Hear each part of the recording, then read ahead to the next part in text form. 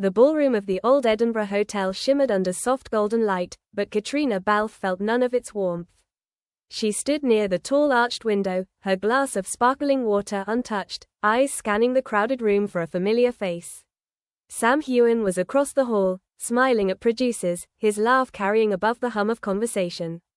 To anyone else, they looked like the perfect pair, the kind of screen partners whose off-screen bond mirrored the epic romance they portrayed on Outlander.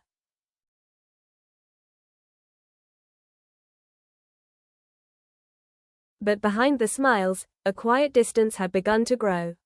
For months, their schedules had been packed with press tours, shoots, award ceremonies, and charity events. Friends whispered about how they never seemed to have time for each other anymore. The tension was invisible to cameras, but not to those who knew them well.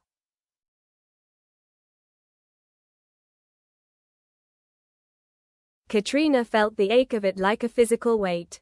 She remembered their early days on set, the jokes, the long conversations over coffee, the way Sam would wait for her car before leaving the studio. Back th.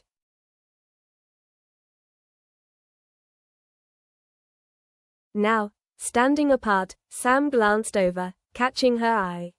For a fleeting second, his smile faltered. In that instant she saw the exhaustion in his face, not just from work, but from the weight of expectation. He raised his glass slightly, a small gesture of acknowledgement, but then turned back to the group around him.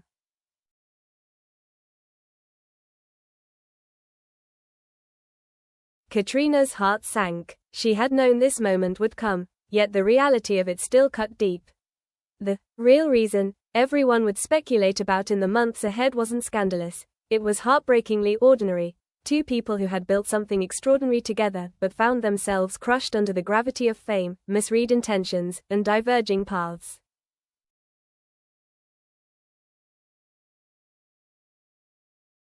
The rain in Glasgow came down in silver sheets, streaking the windows of Sam's apartment. Caitriona sat on the edge of the grey linen sofa, her coat still clinging to her shoulders. She hadn't planned to come here tonight, not after another long day of press interviews, but the silence between them had become unbearable.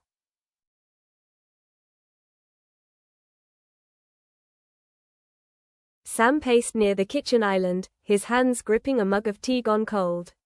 For years, their conversations had flowed easily, a refuge from the whirlwind of publicity. Tonight, every word felt heavy, like stepping onto fragile ice.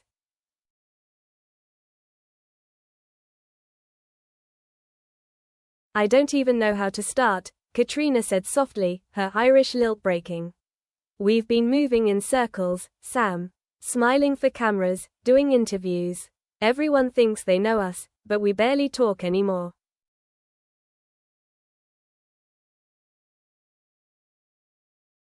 Sam set the mug down with a soft clink. "You think I don't feel it too? I've tried," he broke off, dragging a hand through his hair. "We were thrown together into this world neither of us was prepared for. The show, the press, the expectations. I never wanted to lose what we had."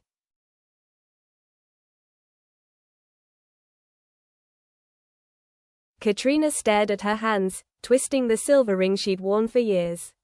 "It's not about losing it, Sam. It's about what it's become. We're different now. I'm different."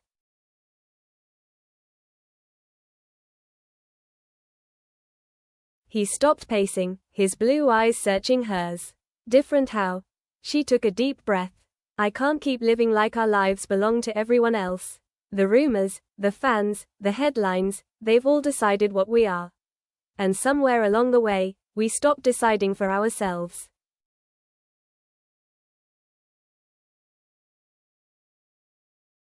For a moment, only the sound of rain filled the room. Sam turned away, leaning against the counter. "I never wanted to hurt you. I never wanted us to drift." His voice cracked on the last word.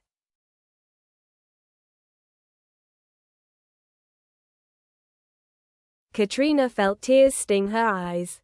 "You didn't. Neither of us did. But maybe this is what happens when the dream gets too big."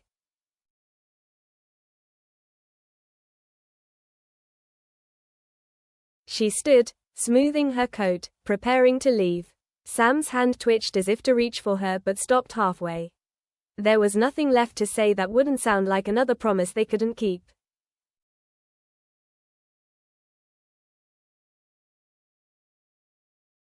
"You'll always matter to me," she whispered at the door. "You too," Sam said, his voice barely audible.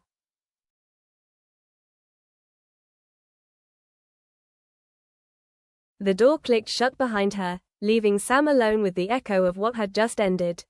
Outside, the rain kept falling, blurring the city lights into streaks of gold and grey.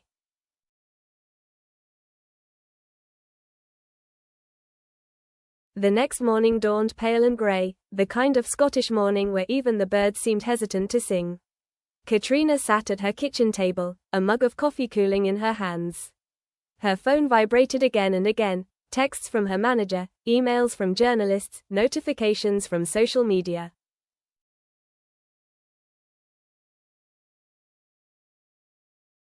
Someone had leaked it. She clicked open the first link and felt her stomach knot. Headlines blazed across entertainment sites.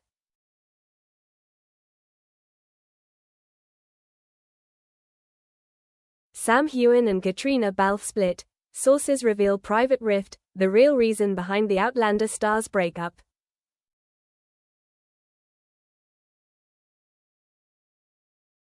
There it was, their most private struggle reduced to clickbait. Quoted sources described him as at odds, emotionally distant, strained by fame. Even though none of the details were accurate, the broad strokes were close enough to sting.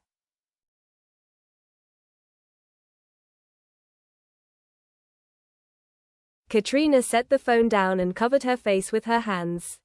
For years they'd both fought to keep a line between the public image and private lives. Now that line had been shattered.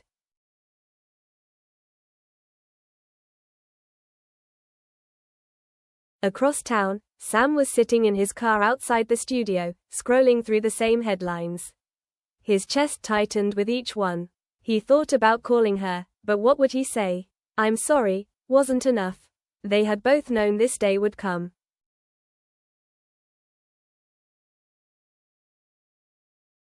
A text buzzed on his screen. It was from Caitriona. "They know. We can't control it anymore."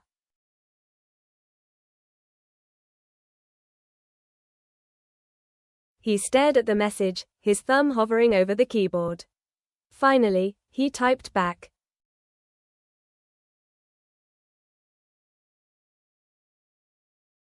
"I'm sorry, I should have protected us better." No reply came. Later that afternoon, a camera crew spotted Caitriona leaving a charity event. Reporters shouted questions. Was it jealousy? Was it schedules? Are you still friends with Sam? She didn't answer, just pulled her coat tighter and walked quickly to her car.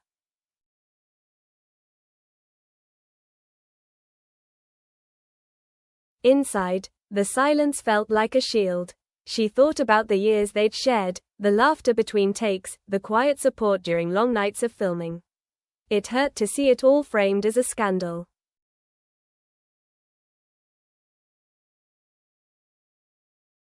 And yet, there was a strange relief too. The secret was out. They didn't have to pretend anymore.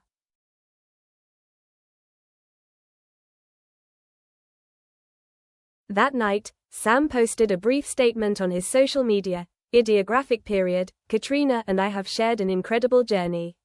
We're grateful for the memories and for all of you who have supported us. Please respect our privacy at this time."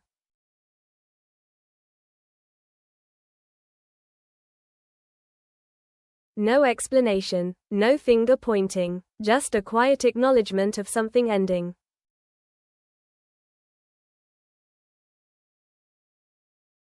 Caitriona read it and felt tears well in her eyes. She drafted her own post, simple and heartfelt.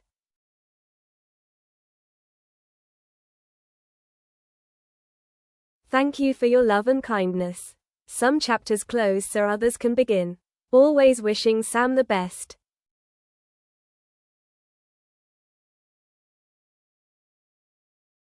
She hit post and set her phone aside. Outside, the rain had stopped. The city lights reflected off the wet pavement like broken stars.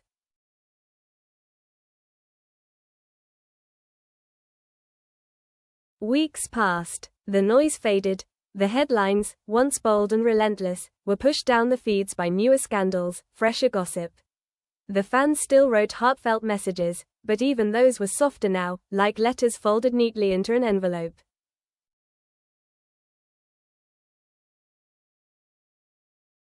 Caitriona found herself spending more time at home in Dublin, walking along the River Liffey at dawn, the mist curling like a veil over the water. She thought about the years she had lived at a pace too fast to feel. Her work on Outlander had given her so much: friendship, artistic growth, a bond with Sam that had once been unshakable. But it had also taken pieces of her she didn't even realize she was giving away.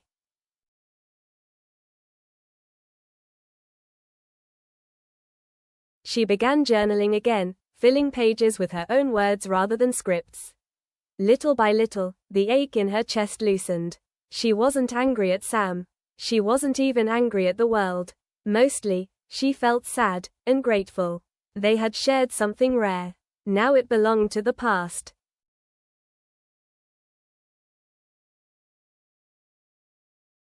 In Glasgow, Sam threw himself into running.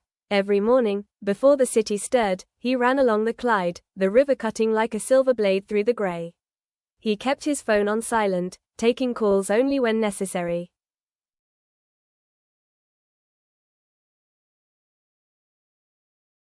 In interviews, journalists probed gently at the topic, but he deflected with a polite smile. "We're both moving forward," he'd say. "We're both grateful." And he meant it. He missed her, yes. The way she could read his mood before he spoke, the small jokes no one else understood. But he also knew that space was the only way for either of them to heal.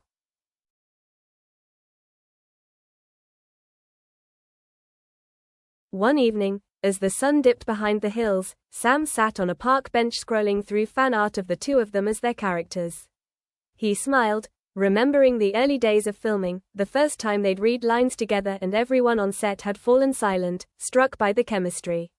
They'd built something magical. They'd given it everything.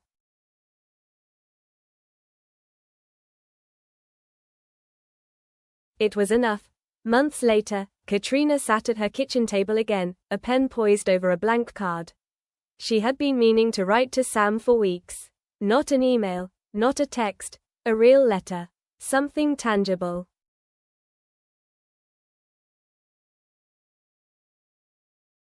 She began slowly, her handwriting looping across the paper. "Dear Sam, it feels strange to write to you like this. There's so much I could say, but mostly I want you to know I'm proud of us, of what we built, of how we handled the ending. I hope you're running by the river. I hope you're smiling."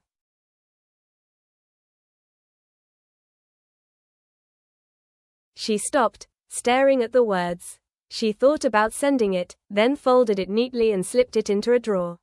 Some words didn't need to be delivered to be true.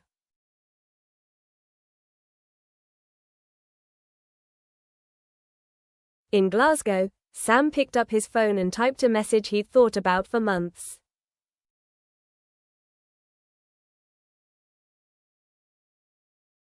"Hope you're well. Proud of everything we did.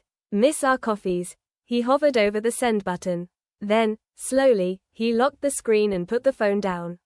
Some silences, he realized, were a form of respect.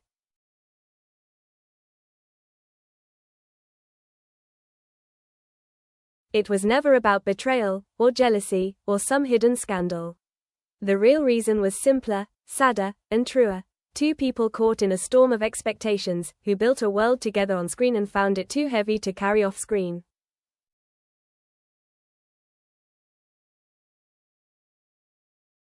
They had loved, in their way. They had fought for their friendship. And in the end, they had chosen to let each other go before the weight broke them completely.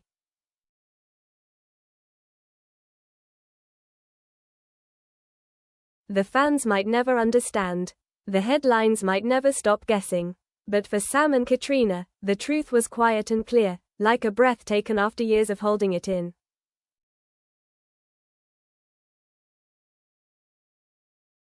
Spring arrived. In Dublin, Caitriona took on a new film, her energy different now, calmer, deeper. She smiled more. She still avoided interviews about Sam, but when asked she spoke warmly, without regret.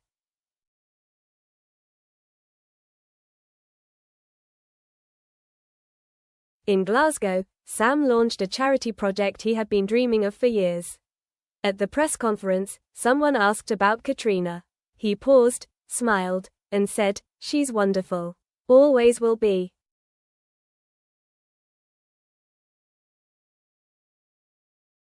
It wasn't a fairy tale ending. It wasn't meant to be. But it was honest, and sometimes that's all a story needs.